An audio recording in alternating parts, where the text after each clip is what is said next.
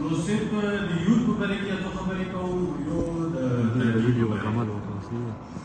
ټیم ډېر شارټ دی او مختصر الفاظ ویلو یو دا د موجوده دور کې د یوت حکوم د عوام یا د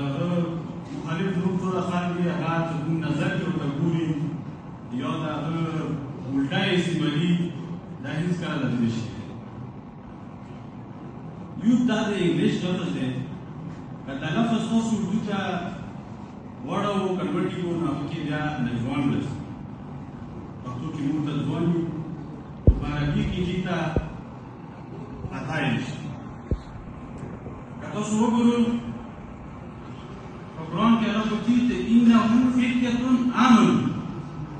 سورۃ کهف کې 15 سپارې کې انهم فتیة آمنوا دا د ځوانان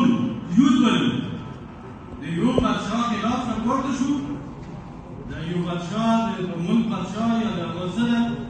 د هغه رسم و رواج نه تنګ راغلي وو د قانون نه تنګ راغلي وو نو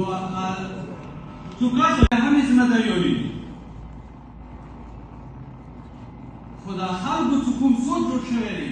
د خلکو څه کوم نیګیټیو سوچ دی یا تنقید دی دا حالت دی ګوره اختلاف چې کوم دی که نه دا هر سړي حق دی اختلاف هر څه کېدی شي تنقید حق د هر سړي نه شي کېدی او تزویر خو سره چا ته هم حق نشته څه وکړي د نن سبا چې موږ ګورو یاره زه تنقید کوم ته تنقید نه کوې ته خو تزویر کوې تنقید ته دا وپېژنه ته د تنقید حق شته دی که شته نه دی اختلاف ساتلی شي اختلاف ساتل هر چا ته حق شته دی د تنقید هر چا ته حق نشته او د تزویر خو سره چا ته پښتانه نه دی یو په طور یو مثال درته یوه واقعه دغه کوم او بیا د آخرې خبره ختموم یو سکول کې یو هلک یوه نقشه جوړه کړه خو ډېره خواري یې ورپورې وکړه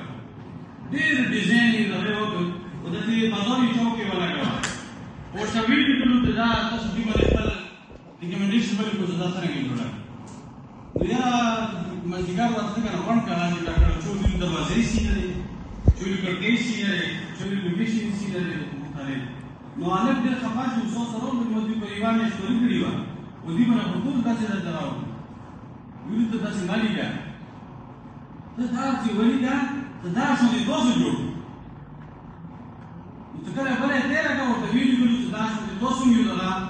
نقشه جوړه کړو نو بیا ورباندې راټول لیکلو ویلډن احسن ماشاءالله زبردست بیا دا لیکلو ګوره لږ سوچ چې کوم دی د مثبت قسمه نیګیټیو سوچ او غلط تنقید دغه نه لږ ورېځو